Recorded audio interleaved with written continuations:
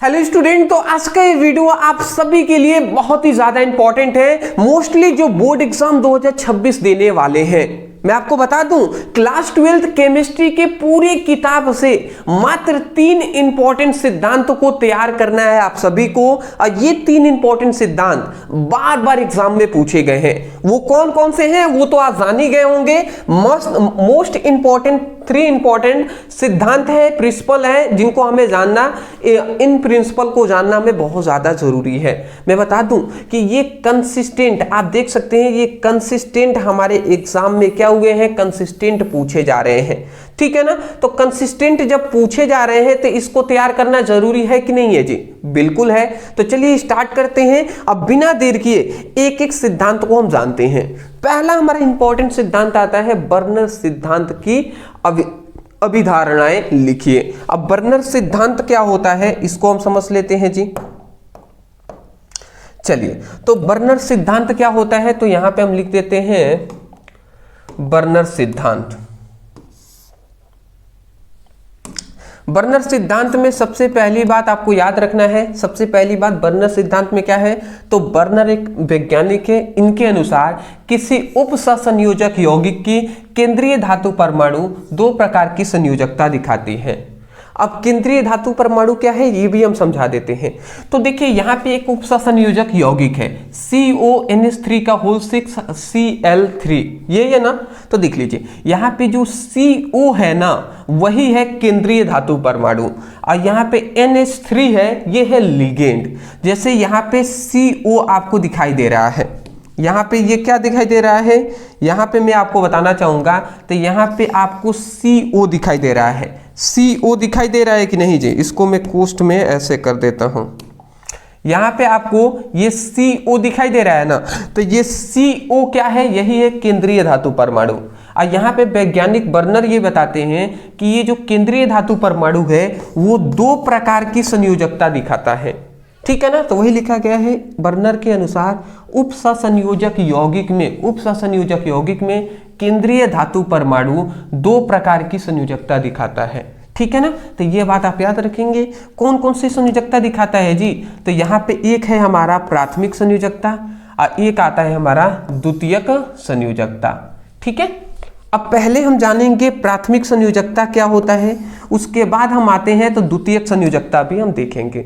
अब प्राथमिक संयोजकता में ये 5 पॉइंट्स है जिसको जानना आवश्यक है, और उसको जानने के बाद ये फिगर बनाइएगा। ठीक है। मैं थोड़ा सा यहाँ पे एक्सप्लेन करना चाहूंगा कि ये हमारा केंद्रीय धातु परमाणु CO है, ये NH3 ये क्या है, ये ऊपर वाला क्या है, CONH3 का होल 6 Cl3 है ना, ये एक उप सहसंयोजक यौगिक है और उसी की ये संरचना है। ठीक है ना। तो ये CO क्या है, केंद्रीय धातु परमाणु है। ये NH3 क्या है, ये हमारा लिगेंड है। यहाँ पे Cl क्या है, ये Cl क्या है, ये Cl है हमारा, ये बाहरी आयन हम कह सकते हैं है जी। ठीक है ना। तो ये परमाणविक आयन हम कहते हैं इसको। ठीक है। चलिए इतनी बात समझ गए हैं। तो इसके ऊपर वाले को ही हम संरचना बनाए हैं। तो यहाँ पे CO है, ये हमारा क्या है, ये हमारा लिगेंड है। और ये सभी लिगेंड देखेंगे ये एक उप सहसंयोजक बंध द्वारा जुड़े हुए हैं। ठीक है ना।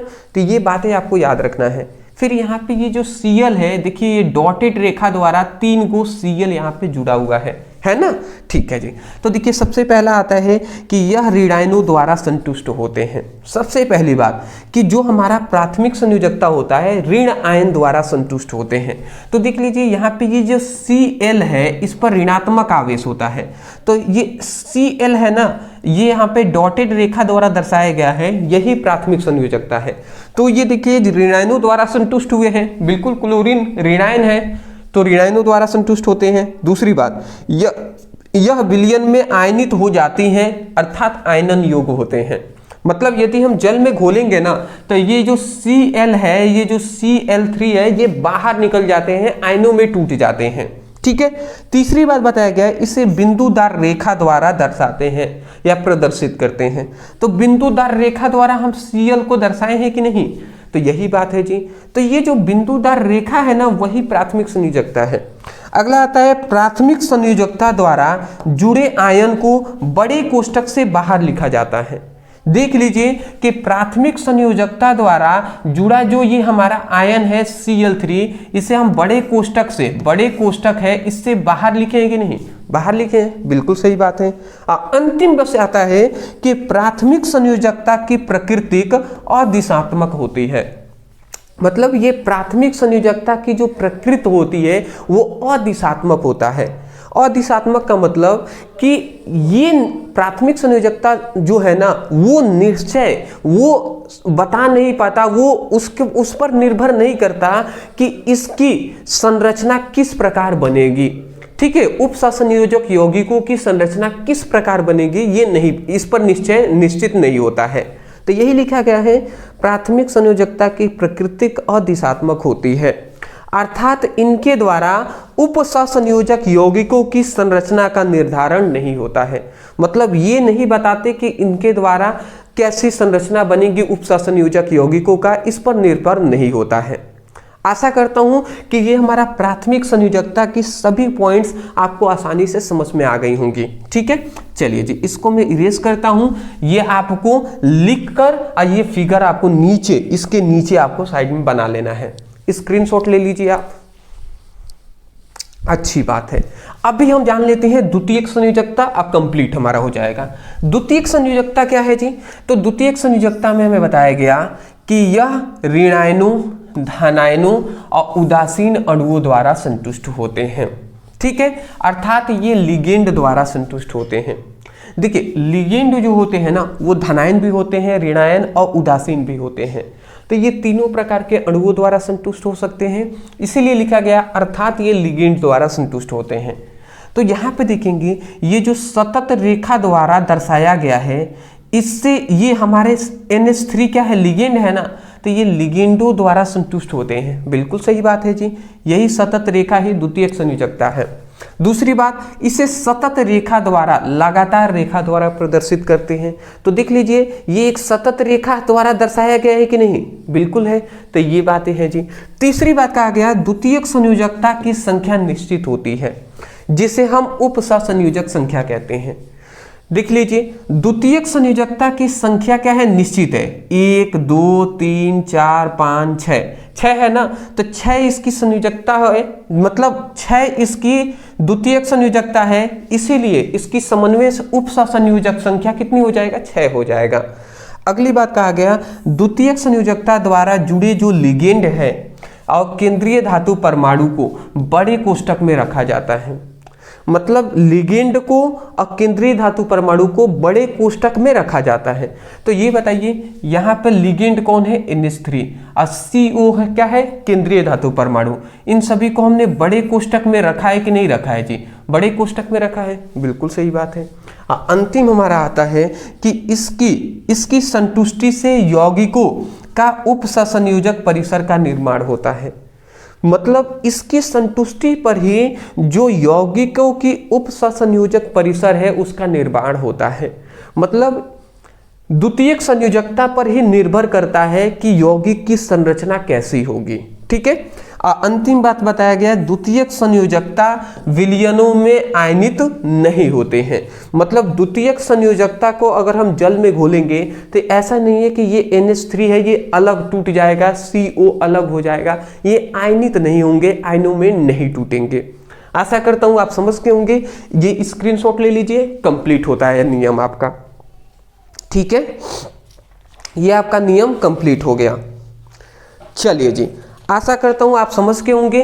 तो ये हमारा पहला हमने सिद्धांत बताया था जो है बर्नर सिद्धांत, जो कि आसानी से समझ में आ गए होंगे। चलिए जी, अदरवाइज अब हम आगे बढ़ लेते हैं और आगे हमारा दूसरा आ जाता है, दूसरा आता है संयोजकता आबंध सिद्धांत। संयोजकता आबंध सिद्धांत क्या है इसको भी हम जानेंगे। इससे पहले मैं आवश्यक बातें हैं उसको बताना चाहूँगा। देखिए आप सभी का बोर्ड एग्जाम 2026 देने वाले हैं और ये बहुत ही ज़्यादा इम्पॉर्टेंट है आप सभी के लाइफ के लिए। तो उसके लिए बहुत सारे स्टूडेंटों को अभी नहीं पता कि सर हमें फिजिक्स में 14 चैप्टर है तो प्रत्येक चैप्टर में कौन कौन से टॉपिक हमें तैयार करने हैं, चैप्टर में कौन सा इंपॉर्टेंट नियम है, कौन सा इंपॉर्टेंट डेरिवेशन है, कौन इंपॉर्टेंट परिभाषा है, जिसको हमें चैप्टर वाइज तैयार करना है। तो अगर आपको भी नहीं पता तो वो उसके लिए हमने इसी सॉल्यूशन के लिए, इसी सॉल्व करके हमने आप सभी के लिए टॉपर नोट्स तैयार कर दिए हैं।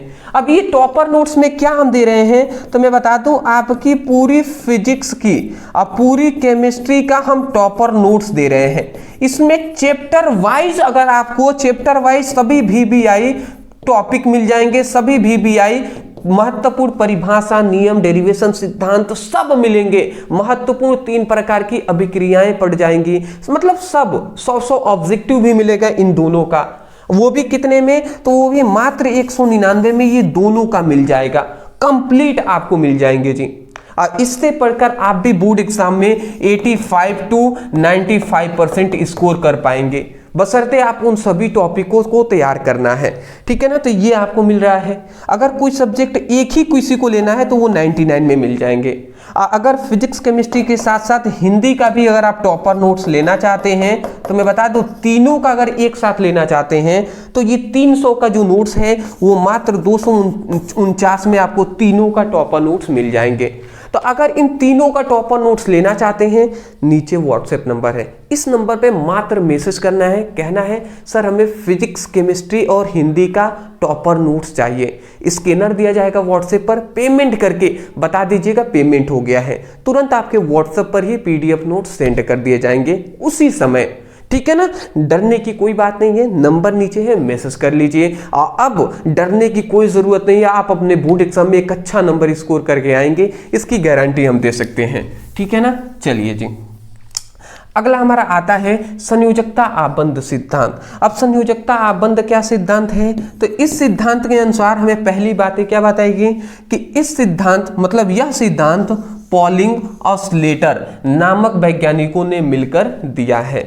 मतलब पॉलिंग और स्लेटर 2 वैज्ञानिकों ने मिलकर यह सिद्धांत दिए हैं। ठीक है ना, अगला बात आता है कि इस सिद्धांत की सहायता से किसी उपसंयोजक यौगिकों की त्रिविम रसायन और चुंबकीय गुण का स्पष्ट रूप से पता लगाया जा सकता है। ठीक है ना, मतलब संयोजकता आबंध सिद्धांत की सहायता से किसी भी उपसंयोजक यौगिकों की जो त्रिविम रसायन है और जो चुंबकीय गुण है ना, उसका हम पता लगा सकते हैं। तो इसीलिए इन सभी का पता लगाने के लिए हमें संयोजकता आबंध सिद्धांत की क्या पड़ा, आवश्यकता पड़ा जी। क्या पड़ा जी, आवश्यकता पड़ा। आशा करता हूं आप समझ के होंगे। ठीक है, उसके बाद इस सिद्धांत के अनुसार हमें बात बताया गया, उस पर हम आते हैं। देखिए, अभी तो हमने क्या बताया, अभी ओनली हमने बताया कि यह सिद्धांत किसने दिया है और इस सिद्धांत की हमें सहायता क्या हुआ।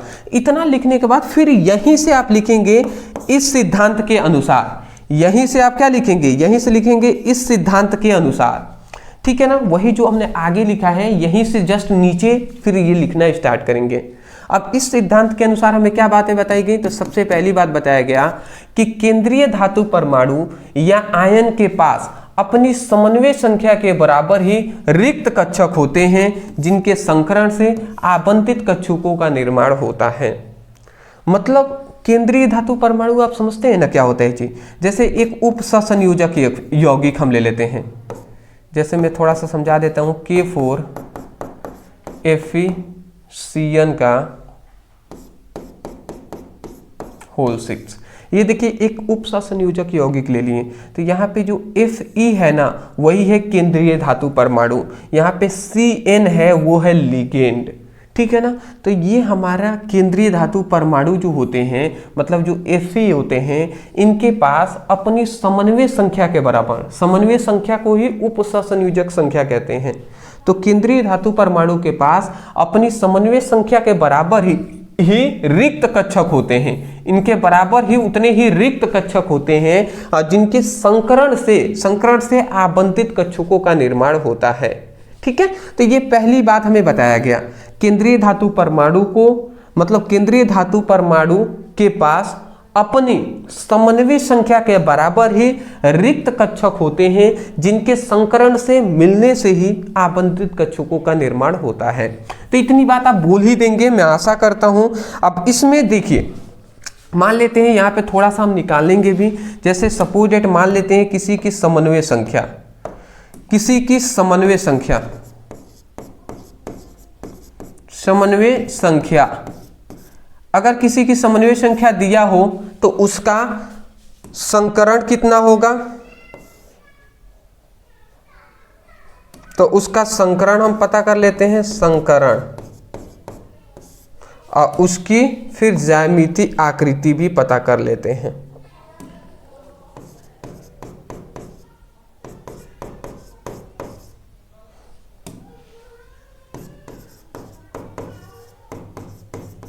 ठीक है, तो देखिए संकरण है, ज्यामितीय आकृति है।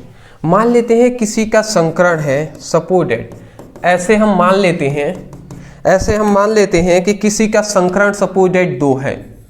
किसी का संकरण किसी उप सहसंयोजक यौगिक में केंद्रीय धातु परमाणु का जो संकरण है मान लेते हैं 2 है। तो किसी का संकरण अगर 2 होगा, सॉरी किसी की समन्वय संख्या अगर 2 है तो उसका संकरण क्या हो जाएगा, उसका संकरण हो जाएगा sp।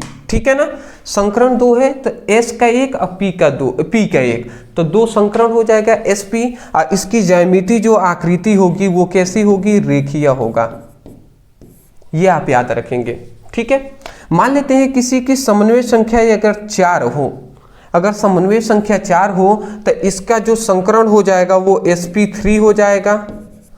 उसकी जो ज्यामितीय आकृति होगी वो क्या हो जाएगा, चतुष्फलकीय हो जाएगा।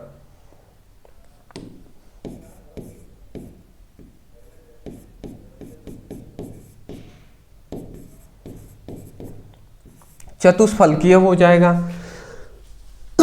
और किसी की समन्वय संख्या यदि 6 होगा तो उसका संकरण क्या हो जाएगा, उसका संकरण हो जाएगा D2sp3 हो जाएगा।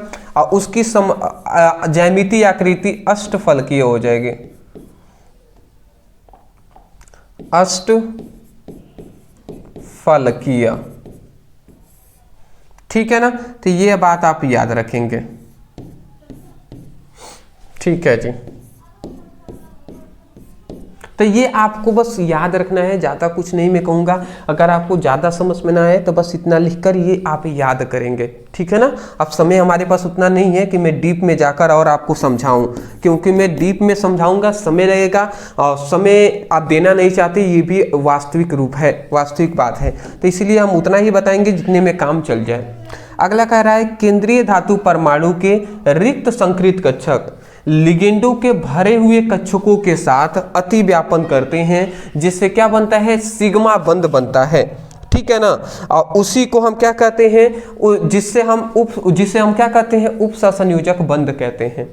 नहीं समझ में आया तो मैं समझा देता हूं। मान लेते हैं एक हमारे पास सपोज दैट एक उप सहसंयोजक यौगिक है। एग्जाम्पल से हम समझा रहे हैं, एग्जाम्पल से हम समझा दे रहे हैं, जैसे कि K4 FeCN का होल 6। ये हमारे पास एक एग्जाम्पल हमने ले लिया उप सहसंयोजक यौगिक का, ये उप सहसंयोजक का एग्जाम्पल ले लिए। अब इसका अगर हम आकृति बनाएं तो केंद्रीय धातु परमाणु कौन है, यहाँ पे Fe है, लिगेंड क्या है, Cn है। तो केंद्रीय धातु परमाणु को यहाँ पे हमने ले लिए और इसको लिगेंड के साथ, ये हमारा लिगेंड है तो लिगेंड के साथ हम जोड़ देते हैं। लिगेंड कौन है, Cn है। 1 Cn, 2 Cn, 3 Cn, 4 Cn, 5 Cn और 6 Cn। ठीक है, तो यहाँ पे अगर आप देखें तो यहाँ पे आप देख सकते हैं, यहाँ पे 4K है तो 4K प्लस और 4 माइनस। ठीक है, तो यहाँ पे इसका हमने एक ज्यामितीय आकृति बना दिया है। यहाँ पे ये देखेंगे ये केंद्रीय धातु परमाणु है और ये सभी लिगेंड है। ठीक है ना, ये सभी हमारे क्या है, ये लिगेंड है। ठीक है, तो हम यहाँ पे ये कह रहे हैं कि केंद्रीय धातु परमाणु के भरे हुए कक्षक, केंद्रीय धातु परमाणु के भरे हुए कक्षक लिगेंड के रिक्त कक्षकों के साथ। ठीक है ना, केंद्रीय धातु परमाणु होता है उसका भरा हुआ कक्षक होता है, मतलब कक्षक, केंद्रीय धातु परमाणु का ये जो कक्षाएं हैं ये पूर्ण रूप से इलेक्ट्रॉनों से इस तरीके से भरे हुए होते हैं। और जो लिगेंड होते हैं ना, इनकी जो कक्षाएं होती हैं वो पूरी रूप से भरी हुई नहीं होती हैं, मतलब खाली भी होती हैं। तो यही बात कहा जा रहा है कि केंद्रीय धातु परमाणु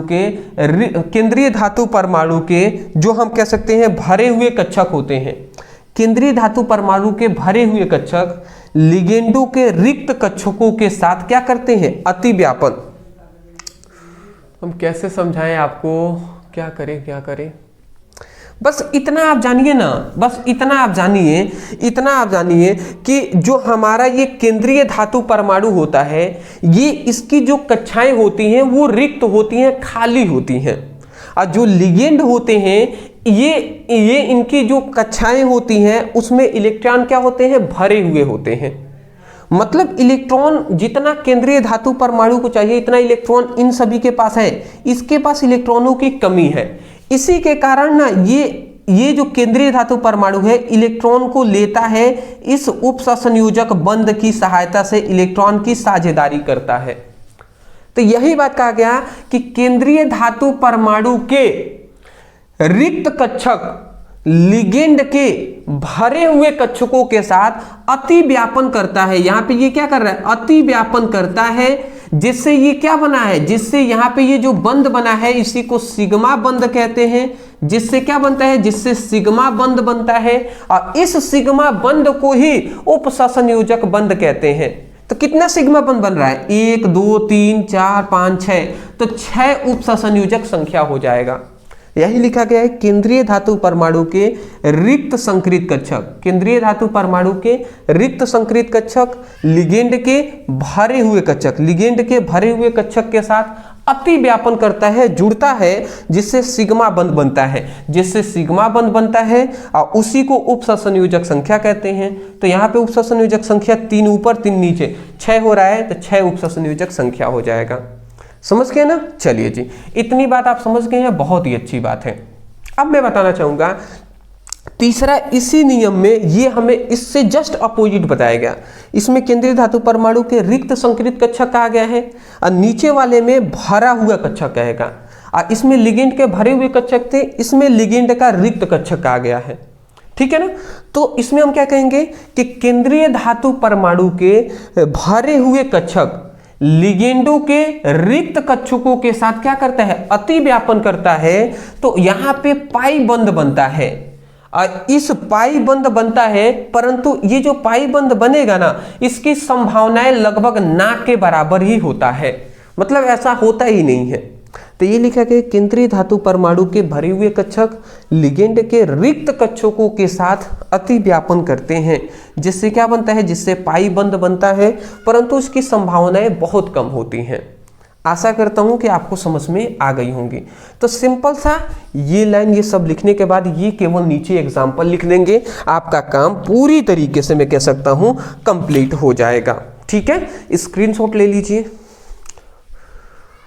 ओहो, चलिए जी, चलिए अंतिम अब हमारा नियम आता है। मैं बता दूं कि ये सभी जो है ना, ये सभी जो सिद्धांत हमारे हैं, ये सभी 5 मार्क्स में, मतलब 5 मार्क्स में पूछे जाते हैं।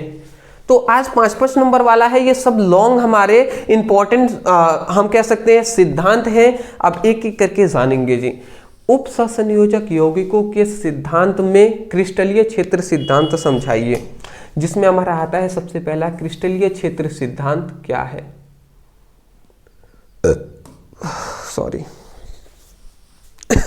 सॉरी, आगे बढ़े, तैयार तो है ना आप। ठीक है, चलिए क्रिस्टलीय क्षेत्र सिद्धांत क्या है। तो यह सिद्धांत एच बैथे नामक वैज्ञानिक ने प्रस्तुत किया है। सबसे पहली बात कि यह सिद्धांत किसने दिया है, एच बैथे नामक वैज्ञानिक ने दिया है। और इसमें इन्होंने क्या क्या बातें बताई गई, तो इस सिद्धांत के अनुसार हमें पहली बातें जो बताई गई वो ध्यान से समझेंगे। क्या बातें कह रहा है कि जब केंद्रीय धातु परमाणु लिगेंड के संपर्क में आते हैं तो केंद्रीय धातु परमाणु समान ऊर्जा वाले डी कक्षक जब तो केंद्रीय धातु परमाणु के समान ऊर्जा वाले जो डी कक्षक होते हैं वो असमान ऊर्जाओं वाले 2 प्रकार के कक्षकों में टूट जाते हैं। मैं आपको बताना चाहूंगा ये क्या कह रहा है। देखिए, एक उपसंयोजक यौगिक ले लेते हैं K4 FeCN का होल 6। देखिए नहीं समझेंगे समझ में नहीं आएगा, मैं पहले ही कह दे रहा हूँ। ये उपसंयोजक यौगिक है और इसमें ये क्या है, Fe है, केंद्रीय धातु परमाणु। तो जो केंद्रीय यहाँ पे लिखा गया है कि केंद्रीय धातु परमाणु लिगेंड, केंद्रीय धातु परमाणु लिगेंड के संपर्क में आते हैं।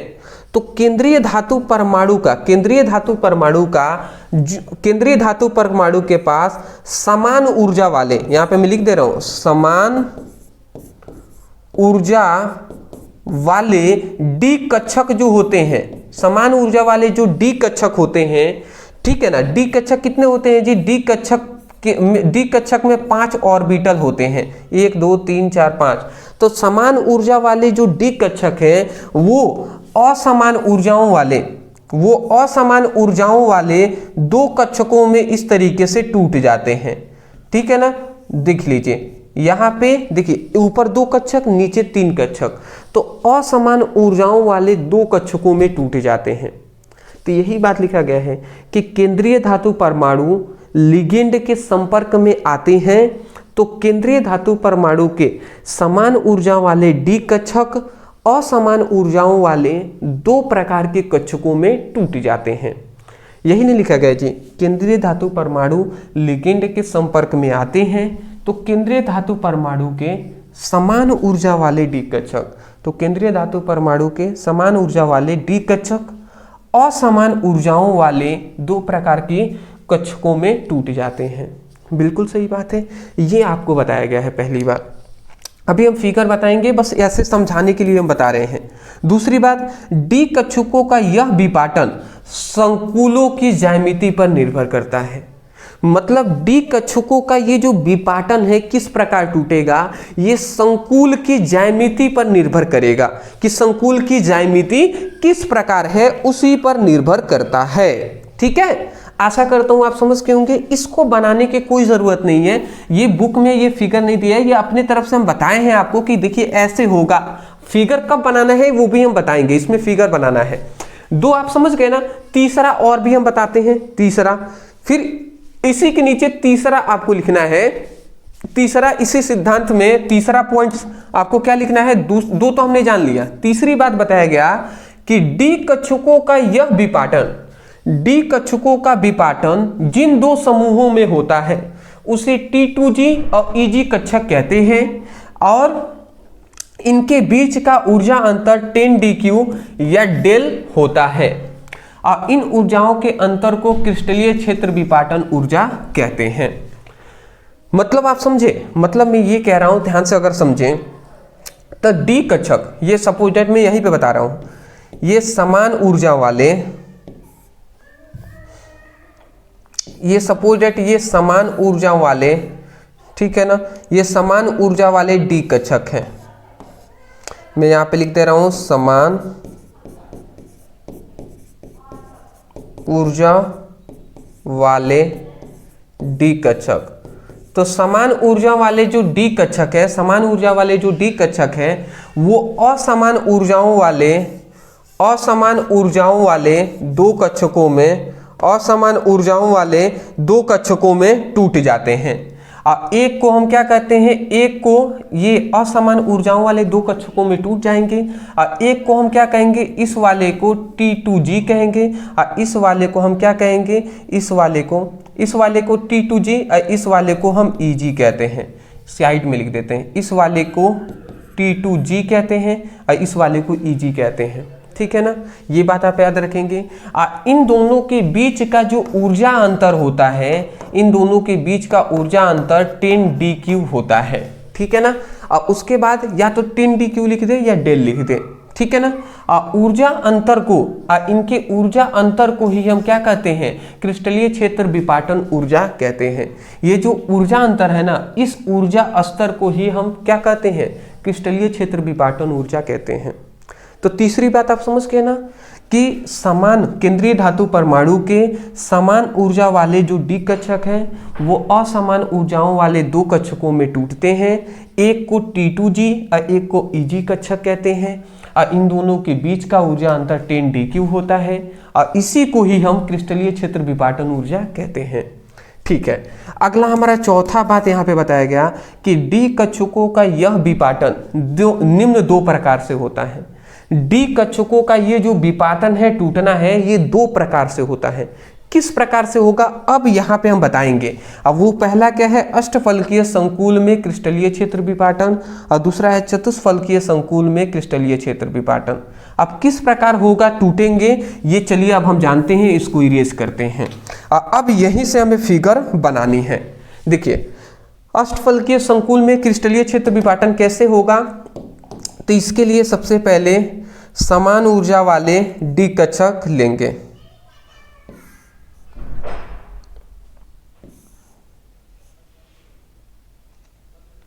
ये हमने क्या ले लिया, ये हमारा है, यहां पे हम लिख दे रहे हैं समान ऊर्जा वाले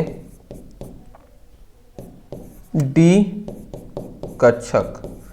तो ये हमारा क्या है, समान ऊर्जा वाले डी कक्षक है। और ये समान ऊर्जा वाले जो डी कक्षक है ये इस तरीके से टूटेंगे। समान ऊर्जा वाले जो डी कक्षक हैं वो दो प्रकार से इस तरीके से टूटेंगे। और किस प्रकार टूटेंगे जी, एक मान लेते हैं यहाँ पे ऊपर,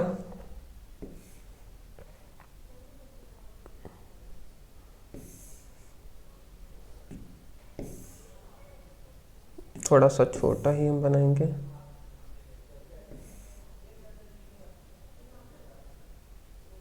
ठीक है। देख लीजिए समान ऊर्जा वाले जो डी कक्षक है वो दो प्रकार की असमान ऊर्जाओं वाले कक्षकों में टूट जाते हैं। देखिए जिसके पास दो होता है इसको ईजी कक्षक कहते हैं, जिसके पास तीन होता है उसको T2G कक्षक कहते हैं।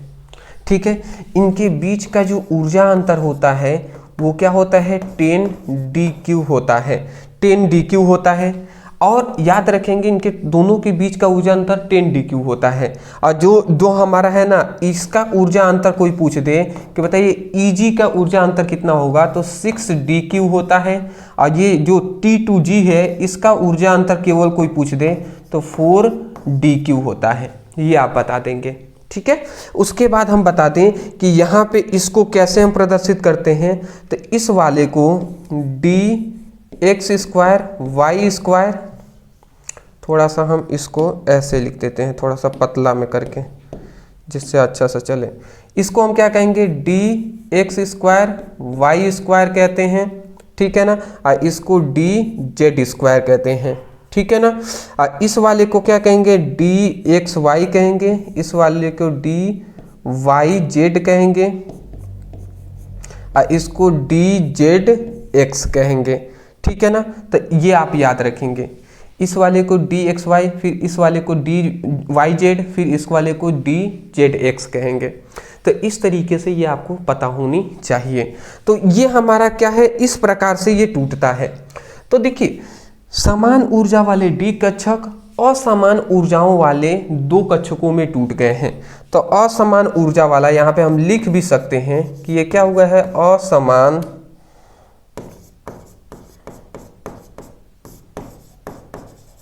ऊर्जा वाले डी कक्षक, तो असमान ऊर्जाओं वाले डी कक्षक में टूट गया है। तो ये फिगर सेम टू सेम इस प्रकार आपको अष्टफलकीय संकुल में बनाना है। अगला आता है चतुष्फलकीय संकुल में क्रिस्टलीय क्षेत्र विपाटन। जस्ट इसका ऑपोजिट इसमें बना देना है। कैसे, तो यहाँ पे चतुष्फलकीय है ना, तो चतुष्फलकीय में अब हम क्या बनाएंगे, सेम टू सेम ऐसा ही ले लेंगे, ऐसा ही हम लेंगे, समान ऊर्जा वाले डी कक्षक लेंगे, समान ऊर्जा वाले डी कक्षक।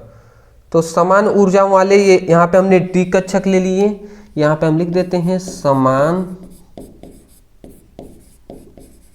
ऊर्जा वाले डी कक्षक।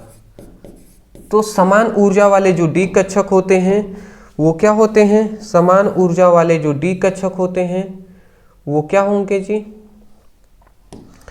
समान ऊर्जा वाले जो डी कक्षक होंगे वो असमान ऊर्जाओं वाले कक्षकों में, असमान ऊर्जाओं वाले कक्षकों में इस तरीके से टूट जाते हैं। समान ऊर्जा वाले जो डी कक्षक होते हैं वो असमान ऊर्जाओं वाले कक्षकों में टूट जाएंगे। समान ऊर्जा वाले डी कक्षक हैं, असमान ऊर्जाओं वाले कक्षकों में टूट जाते हैं। इसको हम क्या कहेंगे, इसको हम कहते हैं T2G और इस वाले को हम EG कहते हैं। देखिए ऊपर 3 था तो 2 था, तो अब इसमें ऊपर 3 हो गया है, नीचे 3 तो ऊपर 2 हो गया है, अपोजिट कर दिए। फिर इसको क्या कहेंगे, इस वाले को हम कहते हैं, इसको पता होगा DXY, इसको DYZ, इसको DZX कहते हैं। इसको क्या कहते हैं, इसको DX² Y², इसको DZ² कहते हैं। जस्ट अपोजिट नीचे लिख लीजिएगा। इनके बीच का ऊर्जा अंतर क्या होता है, इसके बीच का ऊर्जा अंतर 4dQ होता है। इनके बीच का ऊर्जा अंतर क्या होता है, इसका ऊर्जा अंतर होता है 6dQ। इन दोनों का ऊर्जा अंतर जो हो जाएगा वो 10dQ हो जाएगा। ठीक है, तो ये आप याद रखेंगे, इस प्रकार लिख लेंगे। ये समान ऊर्जा वाले जो डी कक्षक है वो क्या हो गए हैं, वो अब असमान ऊर्जा वाले, यहाँ पे मैं लिख दे रहा हूँ, असमान ऊर्जा वाले डी कक्षक हो गए हैं, असमान ऊर्जा वाले डी कक्षकों में टूट गए हैं। तो ये इस प्रकार आपको फिगर बना लेना है। आशा करता हूँ समझ के होंगे। तो इस प्रकार आपको पूरा लिखना है, एक्सप्लेनेशन करना है। ज़्यादा हार्ड नहीं है, जितना आप प्रैक्टिस करेंगे समझ में आएंगे, नहीं प्रैक्टिस करेंगे बिल्कुल भी नहीं आएंगे, ये भी मैं स्पष्ट रूप से कह रहा हूँ। ठीक है ना, तो अब आपका कर्तव्य है, मेरा कर्तव्य था ये सभी इंपॉर्टेंट जो सिद्धांत थे इसको हमें बताना। अब आपका कर्तव्य ये है कि इन सभी सिद्धांतों को याद करना। तो मैं आशा करता हूँ आप जरूर इसको तैयार करेंगे। मैंने अपने कर्तव्य को पूरी निष्ठा और ईमानदारी से किया है। अदरवाइज मैं यही कहूँगा कि आप इसको बार बार रिवीजन जरूर कीजिएगा। नहीं करेंगे तो ये लॉन्ग टाइप क्वेश्चन है, याद जल्दी नहीं होंगे।